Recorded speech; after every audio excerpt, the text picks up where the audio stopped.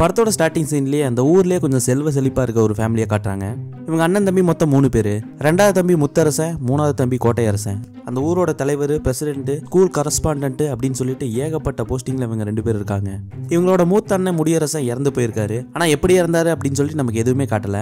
ஆனா அந்த சாவுக்கு அந்த ஊரோட அமைச்சரே வர்றாருன்னா பாத்துக்கோங்களேன். இந்த அமைச்சர் தான் இவங்களுக்கு எல்லா விதத்துலயும் சப்போர்ட்டா இருக்காரு. இவங்க வீட்டுல வேலை செய்யற வேலைக்காரியோட பொண்ணு அவசர அவசரமா கிளம்பி எங்க இருந்து ஸ்கூலுக்கு வேகமா போறாங்க. ஸ்கூல்ல ஒரு பேச்சு போட்டு வச்சிருக்காங்க. அதுல ஜெயிச்சா இந்த வாட்ச் உனக்கு தான் அப்படின்னு சொல்லிட்டு நம்ம ஹீரோயின் கேத்ரின் தெரசாவும் அந்த பொண்ணு கையில வாட்சை கட்டி விடுறாங்க. அந்த பொண்ணு நினைச்ச மாதிரியே பேச்சு போட்டியில ஜெயிச்சு அந்த வாட்சை வாங்கிடுறாங்க. ஆனா கொஞ்ச நேரம் கழிச்சு அவங்க அம்மாவோ ஸ்கூல் போன பொண்ணு இன்னும் வீடு வந்து சேரல அப்படின்னு சொல்லிட்டு நம்ம ஹீரோயின் கேத்ரின் தெரசா தான் வந்து நிக்கிறாங்க. குழந்தைய காணோம்னு சொல்லி போலீஸ் ஸ்டேஷனுக்கு கம்ப்ளைண்ட் கொடுக்க போனா ஆனா அவங்களும் இவங்களை பெருசாவே கண்டுக்க மாட்டேங்கிறாங்க. இதனால நம்ம ஹீரோயின் டைரக்டா கமிஷனர் ஆஃபீஸுக்கு கம்ப்ளைண்ட் மெயில் போடுறாங்க. அதுல காணாம போன இந்த குழந்தைய பத்தியும் இந்த கோட்டையரசன் முத்தரசன் 2 பேர் சேர்ந்து இந்த ஊர்ல நடத்துற இல்லீகல் விஷயத்தை பத்தியும் அவங்க டீட்டெயிலா எக்ஸ்பிளைன் பண்ணி அனுப்புறாங்க. கமிஷனரோ வந்திருக்க கம்ப்ளைண்ட் உண்மையா பொய்யா அப்படின்னு கண்டுபிடிக்கிறதுக்காக ஒரு போலீஸ்காரனை சீக்கிரட்டா அனுப்பி வச்சிருக்காங்க. ஆனா அவன் யாருன்னு சொல்லி நம்ம காட்டவே இல்லைங்க. அப்படியே சீனை கட் பண்ணா நம்ம ஹீரோ கெத்தா வந்து இறங்குறாருங்க. வேற யாரு, நம்ம சுந்தர் சி தான். இவ்வளவு பிரச்சனை எல்லாம் நடந்துட்டு இருக்க அந்த ஸ்கூலுக்கு தான் பிடி மாஸ்டரா வந்து சேர்றாரு. ஆல்ரெடி அங்க ஒரு பிடி மாஸ்டர் வேலை பார்க்கறாரு. அது வேற யாரு, நம்ம வடிவேல் தான். வடிவேலுக்கு நம்ம ஹீரோயின் மேல ஒரு கண்ணு. எப்பயுமே அவங்க கிட்ட ஃப்ளோட்டிங் பண்ற மாதிரி தான் பேசிட்டு இருக்காரு. அப்படியே சீனை கட் பண்ணா காணாம போன அந்த பொண்ணோட அம்மா நம்ம ஹீரோயின் வந்து பாக்குறாங்க. பொண்ணு காணாம போய் 2 வாரம் ஆச்சு. கம்ப்ளைண்ட்டும் கொடுத்து எந்த இம்ப்ரூவ்மெண்ட் இல்லை, என்னதான் பண்ணலாம் அப்படின்னு சொல்லிட்டு நம்ம ஹீரோயினை பார்த்து கேட்க, அம்மா நீங்க எதுவும் கவலைப்படாதீங்க, ஆல்ரெடி கம்ப்ளைண்ட் கொடுத்ததுக்காக ஒரு போலீஸ்காரர் நம்ம ஸ்கூலுக்கு வந்திருக்காரு, நம்ம ஹீரோ தான் அந்த போலீஸ்காரன் அப்படின்னு சொல்லி நினைச்சுக்கிறாங்க. இருந்தாலும் காணாம போன அந்த பொண்ணை பத்தி ஏதாவது டீட்டெயில் தெரியணும் அப்படிங்கிறதுக்காக காணவில்லை அப்படின்னு சொல்லிட்டு ஏகப்பட்ட போஸ்ட் அடிச்சு அந்த ஊர் ஃபுல்லா ஓட்டுறாங்க. இவங்க ஒட்டிட்டு போன போஸ்ட் மேலேயா முத்தரசனோட ஆட்கள் வந்து போஸ்ட் ஓட்டுறதுனால இவங்க 2 பேத்துக்குள்ள பிரச்சனை ஆகுது. இது தெரிஞ்ச அந்த முத்தரசனும் அவன் ஆளுங்களை கூட்டிட்டு ஸ்கூலுக்கு வந்து நம்ம ஹீரோயின் கிட்ட பிரச்சனை பண்ண ஆரம்பிக்கிறான். இப்போ ஃபர்ஸ்ட் சீன்ல காட்டினாங்களே முடியரசன், அவரோட பையன் இந்த ஸ்கூல்ல தாங்க படிக்கிறான். அந்த ஸ்கூல்லயே ரொம்ப தங்கமான பையன் அப்படின்னு சொல்லிட்டு நல்ல பேர் வச்சிருக்காங்க. அவன் தான் அந்த முத்தரசன் கிட்ட பேசி இங்கேருந்து அனுப்பிச்சு வைக்கிறான். ஏன்னா முத்தரசன் வேற யாரும் இல்லை, இவனோட சித்தப்பா. ஆனா நடக்கிறது எல்லாத்தையும் நம்ம ஹீரோ ஓரமா நின்று வேடிக்கை பார்த்துட்டு இருக்காருங்க. அப்படியே சீனை கட் பண்ணா இந்த முத்தரசன் இங்க பிரச்சனை எல்லாம் பண்ணிட்டு ஒரு பார்ல உட்காந்து சரக்கு அடிச்சிட்டு இருக்காங்க. அப்ப அங்க போற நம்ம ஹீரோவும் முகத்துல துணியை கட்டிட்டு செம்ம அடி அடிக்கிறாருங்க. அதே சமயம் அங்க இருக்க வடிவேலு இவங்க எல்லாத்தையும் தான் அடிச்சேன்னு சொல்லிட்டு போட்டோ எடுத்து ஸ்டேட்டஸ் போட்டு விட்டுறாரு. இதனால அந்த முத்தரசன் ஆளுங்க வடிவேலை கூட்டு போய் வச்சு மிதி மிதிக்கிறாங்க. அப்புறம் தான் தெரியுது இவன் டம்மி பீஸ்னு. அதனால எதுவும் பண்ணாம விட்டுறாங்க. ஆனா இந்த பக்கம் நம்ம ஹீரோயினும் ஹீரோ பண்றதெல்லாம் நம்மளுக்காக தான் அப்படின்னு சொல்லி நினைச்சுக்கிறாங்க. இந்த ஸ்கூல்லயே ஒரு மேக்ஸ் வாத்தியார் இருப்பாருங்க. அப்பப்போ இடையில கிராஸ் ஆவாரு. ஞாபகம் வந்துருச்சு, இவர் யாரு, பக்ஸ். நடுவுல கொஞ்சம் பக்கத்தா காணும், படத்துல வருவாரு, அவர் தாங்க இவரு. இந்த கேப்ல நம்ம முண்டாஸ் பண்டி முனிஸ்காந்த் அவரோட பார்ல போய் தான் நம்ம ஹீரோ சண்டை போட்டுப்பாரு. அதுலதான் ஏகப்பட்ட பொருள் உடஞ்சிருக்கும். இப்போ வடிவேல் தான் அந்த சண்டையெல்லாம் போட்டான் அப்படின்னு நினைச்சிட்டு நம்ம வடிவேல் கிட்ட வந்து அப்ரோச் பண்றாருங்க. நம்ம வடிவேல்வா அப்படி இப்படின்னு சொல்லி சமாளிச்சு ஒரு 7 நாள் டைம் கேட்டு அவர் அங்கிருந்து அனுப்பிச்சு வைக்கிறாருங்க. அதே சமயம் இந்த பக்கம் ஸ்கூல்ல என்ன நடக்குன்னு சொல்லி காட்டுறாங்க. இந்த 3வது தம்பி கோட்டையரசன் மினரல் வாட்டர் கம்பெனின்னு சொல்லிட்டு ஸ்பிரிட் கம்பெனி வச்சு நடத்துறாரு. அதுல இருக்க ஸ்டாக்கெல்லாம் இந்த ஸ்கூல்ல தான் வச்சிருக்காரு. எதிர்ச்சியா ஒரு குழந்தை அந்த ஸ்பிரிட் எடுத்து குடிக்க இந்த விஷயம் வெளியே தெரிஞ்ச பெரிய பிரச்சனை ஆகும்னு சொல்லிட்டு அந்த குழந்தைய மாடியில இருந்து கீழே தள்ளி விட்டுறாங்க. இது தெரிஞ்சது நம்ம ஹீரோயின் சண்டை போட ஆரம்பிக்க அந்த குழந்தையோட அப்பா அம்மாவை மிரட்டி சாப்பாட்டுல பள்ளி விழுந்துருச்சு, அதை சாப்பிட்டு தான் என் குழந்தை மயங்கி கீழே வந்துருச்சுன்னு சொல்லி சொல்ல வைக்கிறாருங்க. இதனால நம்ம ஹீரோயினும் எதுவும் சொல்ல முடியல. அதே சமயம் போலீஸும் கம்ப்ளைண்ட் எழுத மாட்டேங்கிறாங்க. ஏன்னா போலீஸ் எல்லாமே அவங்களோட ஆளுங்க. எப்பவும் போல நம்ம ஹீரோ அங்க என்ன நடக்குன்னு சொல்லி வேடிக்கை மட்டும் தாங்க பாக்குறாரு.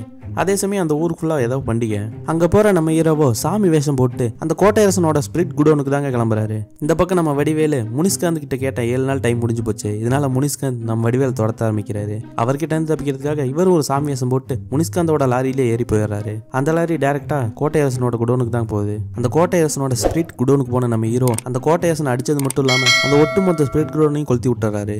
ஆல்ரெடி அங்க வந்திருக்க நம்ம வடிவேலை பார்த்து இவன் தான் அந்த ஸ்பிரிட் குடோனை கொளுத்திட்டான்னு சொல்லி தப்பா நம்ம வடிவேலை தூக்கிட்டு போயிடுறாங்க. வடிவேலும் அதை இதையும் சொல்லி எப்படியோ தப்பிச்சு அங்கிருந்து வந்துடுறாருங்க. ஆனா முனிஸ்காந்துக்கோ அவர் விட்ட பணம் அவர் கம்பல்சரி வேணும்.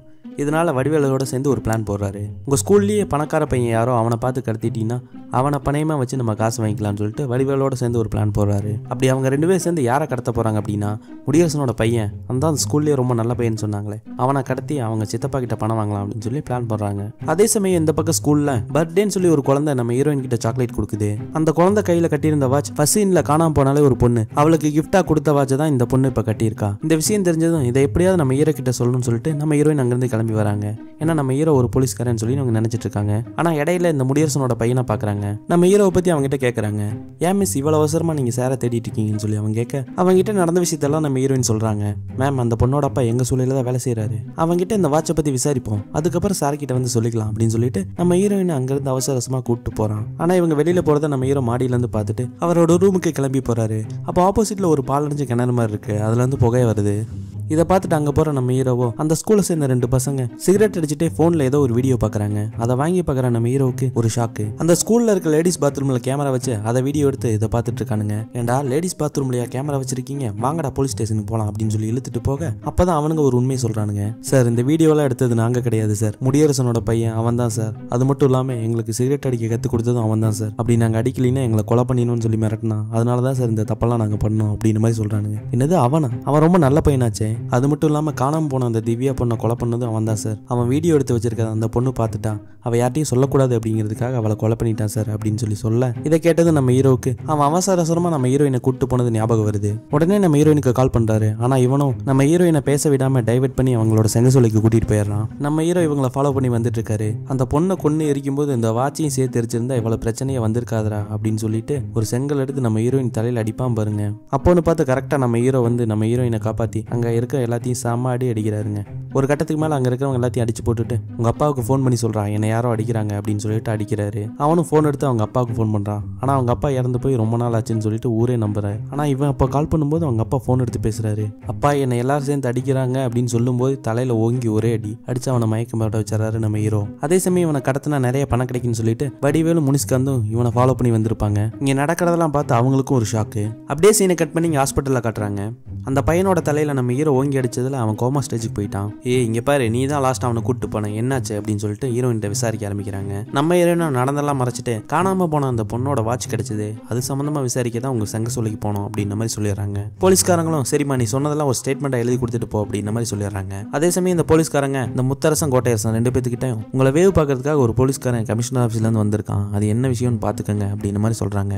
இதை கேட்கிற ஹீரோயின் இந்த விஷயத்தை எப்படியாவது நம்ம ஹீரோ கிட்ட சொல்லணும்னு சொல்லிட்டு அங்கிருந்து கிளம்பி வந்துடுறாங்க. இந்த பக்கம் நம்ம ஹீரோ வடிவேலு முனிஸ்காந்து மேக்ஸ் டீச்சர் அவங்க 3 பேத்துக்கிட்டையும் உட்காந்து பேசிட்டு இருக்காரு. அப்பதான் அவர் ஒரு உண்மையை சொல்ல ஆரம்பிக்கிறாரு. அவங்க 3 பேத்தையும் நான் அடிச்சேன்தான், ஆனா பணத்துக்காக கிடையாது, என்னோட ஒய்ஃப்காக. ஆக்சுவலி நான் ஒரு போலீஸே கிடையாது அப்படின்ற மாதிரி ஒரு ட்விஸ்ட்டை சொல்றாரு பாருங்க. இந்த ஷாக்கு அங்க இருக்கிற யாருமே எதிர்பார்க்கல. அதே சமயம் அப்ப கமிஷனர் அனுப்பின போலீஸ்காரர் யாருன்னு பார்த்தா அங்க இருக்கிற மேக்ஸ் வாத்தியாரு. அவரும் அந்த உண்மையை ஒத்துக்கிறாரு. சரி நீங்க போலீஸ் இல்லைன்னா அப்ப நீங்க யாரு?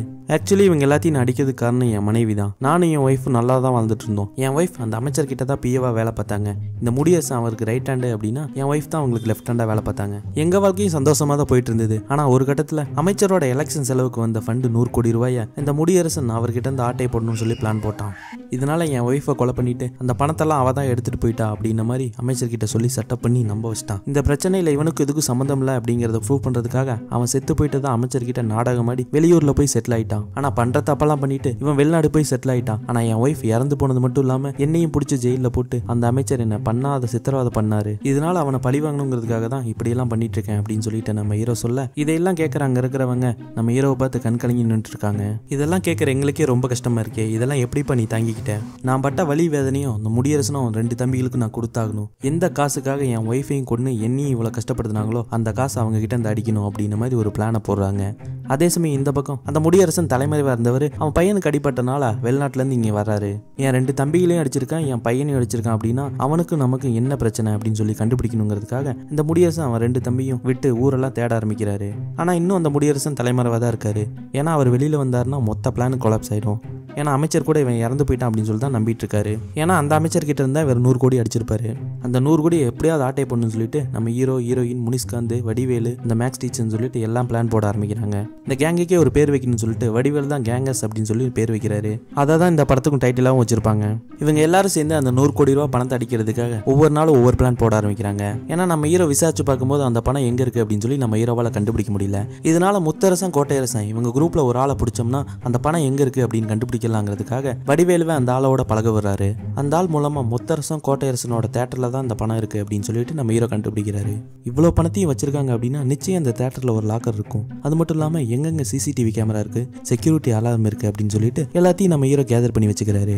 அதே சமயம் இந்த பக்கம் முடியரசன் யார் என் பையன் மேல கை வச்சது, என் 2 தம்பி மேல கை வச்சது அப்படின்னு சொல்லி கண்டுபிடிக்கணுங்கிறதுக்காக ஊர் ஃபுல்லா தேட ஆரம்பிக்கிறாரு. அப்போ அந்த ஸ்கூல்ல செக் பண்ணி பார்க்கும்போது நம்ம ஹீரோட டீடைல ஆல்ரெடி நம்ம ஹீரோ எரேஸ் பண்ணிட்டாரு. அதனால அவனுக்கு எந்த இன்ட்ரு கிடைக்கல. ஆனா அந்த அந்த முத்தரசனும் கோட்டையரசனும் எங்களை அடிக்க வந்தவன் மாறு வேஷத்தை தான் வந்தான், வித்தியாசமான துணி போட்டு வந்தான் அப்படின்னு சொல்லி சொல்ல, அதை வச்சு இந்த முடியரசன் நம்ம ஹீரோ தான் இந்த தப்பெல்லாம் பண்ணிட்டு இருக்கான் அப்படின்னு சொல்லி கண்டுபிடிச்சிடறான். இதுக்கு மேல நம்ம படத்துக்கு சேஃப்டி இல்லை அப்படின்னு சொல்லிட்டு வேகமா தேட்டர் நோக்கி வரான். அதே சமயம் இந்த பக்கம் நம்ம ஹீரோவோ தேட்டருக்குள்ள பூந்து அங்க இருக்கிற செக்யூரிட்டிகளை அடிச்சு போட்டுட்டு அங்க இருக்கிற மொத்த பணத்தையும் சுருட்டுறாரு. அதே சமயம் அங்க வர முடியரசன் தேட்டருக்குள்ள வந்து பார்த்தா ஒத்த பைசா கூட இல்ல. எப்படியாவது நம்ம ஹீரோவை கண்டுபிடிக்கலாம்னு சொல்லிட்டு தேட்டருக்கு வெளியில வந்து பார்த்தா அப்பதான் அங்க ஒரு ஷாக்கு. இந்த பணத்துக்கு உண்மையான சொந்தக்கார யாரு? அந்த அமைச்சர். அவர் முன்னாடி வந்து நிக்கிறாரு. ஏண்டா இவ்வளவு நாள் இறந்து போயிட்டேன்னு சொல்லி என்னையும் நம்ப வச்சுட்டு என் பணத்தையும் திருடிட்டு போயிட்டியா அப்படின்னு சொல்லிட்டு முடியரசன் அவங்க தம்பி 2 பேரையும் எடுத்துட்டு போய் ஜெயிலில் போட்டுறாரு. இந்த பக்கம் நம்ம ஹீரோ கிடைச்ச ஒட்டுமொத்த பணத்தையும் சுருட்டிட்டு அங்கிருந்து ஓடி போயிடுறாரு. நம்ம ஹீரோ எப்படியாவது பணம் கொடுத்துருவான்னு சொல்லிட்டு இவங்களும் வெயிட் பண்ணி பாக்குறாங்க. ஆனா ஒரு கட்டத்துக்கு மேலதான் இவங்களுக்கே தெரிய வருது நம்ம ஹீரோ ஏமாத்திட்டு போயிட்டான் அப்படின்னு சொல்லிட்டு. ஏன்னா ஆக்சுவலி நம்ம ஹீரோ ஒரு ஃப்ராடு. பிளாஷ்பேக்ல இவங்க கிட்ட சொன்ன கதை எல்லாமே வேற ஒருத்தரோட கதை. அந்த கதைக்கு சொந்தமானவர் ஆல்ரெடி ஜெயிலில் இருக்காரு. அந்த கதையெல்லாம் கேட்டுட்டு வந்து தான் நம்ம ஹீரோ இந்த மாதிரி ஃப்ராடுத்தனம் பண்ணியிருப்பான். உண்மையாக நம்ம ஹீரோ சொன்ன கதையெல்லாம் நடந்தது விமலுக்கு. இந்த படத்தில் அவர் ஒரு சின்ன கேமியோ பண்ணியிருப்பாரு. அப்படியே ஒரு 3 மாதம் ஆகுது. திடீர்னு ஒரு நாள் நம்ம ஹீரோவோட கேங்கை சேர்ந்தவங்க ஒவ்வொரு வீட்டுக்கும் நம்ம ஹீரோ ஒரு ஃப்ரிட்ஜ் அனுப்பிச்சு வச்சிருக்கான். வடிவேலுக்கு, ஹீரோயினுக்கு, அந்த மேக்ஸ் வாத்தியார்னு சொல்லிட்டு இந்த கேங்கை சேர்ந்த எல்லாருக்குமே ஒவ்வொரு ஃப்ரிட்ஜ் அனுப்பிச்சு வச்சிருக்கான். அந்த ஃப்ரிட்ஜை திறந்து பார்த்தா நம்ம ஹீரோ காசு எடுத்துகிட்டு ஏமாற்றிட்டு போகல, அவங்க எல்லாத்துக்கும் அந்த ஃப்ரிட்ஜ் ஃபுல்லாமே பணத்தை அனுப்பி விட்டுருக்கான். அது மட்டும் இல்லாமல் இந்த கதைக்கு சொந்தக்கார யார் விமல், அவனையும் ஜாமீனில் எடுக்கிறதுக்கு ஏற்பாடு பண்ணிட்டு நம்ம ஹீரோ வெளிநாடு போய் செட்டில் ஆயிடுறான். நம்ம ஹீரோ எங்கே போயிருக்கான், என்ன பண்ணிட்டு இருக்கான் அப்படின்னு சொல்லிட்டு எல்லா என்ட்டையும் நம்ம ஹீரோயின்ட்டு கொடுத்துட்டு தான் நம்ம ஹீரோ அங்கேருந்து போயிருக்காரு. அப்படியே ஒரு ஃபோன் கால் வருது. நம்ம ஹீரோ அடுத்த ஒரு அசைன்மெண்ட்டுக்கு ரெடி ஆகிறான். அப்படியே இந்த சீனை காட்டி இந்த படத்தை இங்கே முடிக்கிறாங்க. படம் எப்படி வேற லெவலில் இருந்துச்சா? இது சுந்தர்சி படமான்னு சொல்லிட்டு நம்மளாலே நம்ப முடியல. ஏகப்பட்ட ட்விஸ்ட் அண்ட் டர்ன்ஸு செம்மையாக இருந்துச்சு படம். சரி, இப்போ தான் நீங்கள் நம்ம சேனலுக்கு ஃபஸ்ட் டைம் வரீங்க அப்படின்னா லைக் பண்ணுங்கள், ஷேர் பண்ணுங்கள், சப்ஸ்கிரைப் பண்ணிட்டு பக்கத்தில் இருக்க பெல் ஐக்கனை கிளிக் பண்ணிக்கோங்க. தேங்க்யூ.